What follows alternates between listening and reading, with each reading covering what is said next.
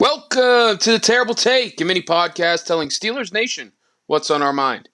I'm Josh Carney. Coming into the 2023 season, expectations were quite high for the offense of the Pittsburgh Steelers. As quarterback Kenny Pickett was poised to take a second-year leap, the offensive line looked to be in great shape with the addition of guard Isaac Seumalo, and there was key continuity with offensive coordinator Matt Canada entering his third year with the franchise. Through the first 7 games of the season, though, that offense has largely fallen flat on its face. In fact, the offense is somehow worse than they were a season ago, when Pickett was a rookie quarterback. The Steelers currently are 30th in yards per game, 25th in passing yards, 28th in rushing yards, and 29th in points per game this season. Last year, Pittsburgh finished the year 22nd in yards per game offensively, 23rd in passing yards, 15th in rushing yards, and 23rd in points per game. That's a decline in every single offensive statistical category through the first 7 games of what was supposed to be a promising season from an offensive standpoint, especially after an explosive preseason. There's been clear regression across the board for the Steelers.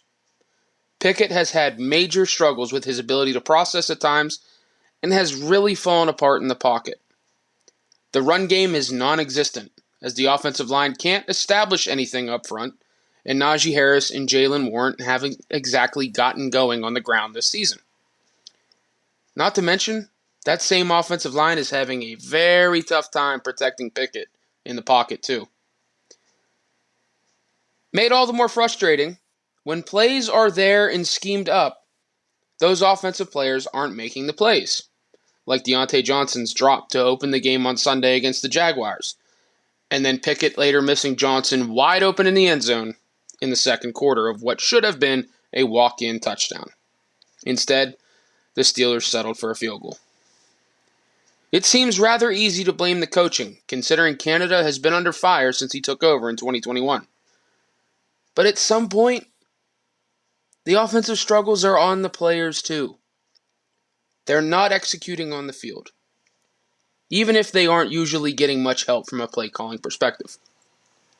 That certainly wasn't the case on Sunday against the Jaguars. Canada called a good game. Plays were there. The players didn't execute. Point that blame wherever you want at this point when it comes to the Steelers' offense. Nobody is absolved of the blame. But it's quite clear right now, 7 games into the season, the offense is worse than last season's. And that's saying something.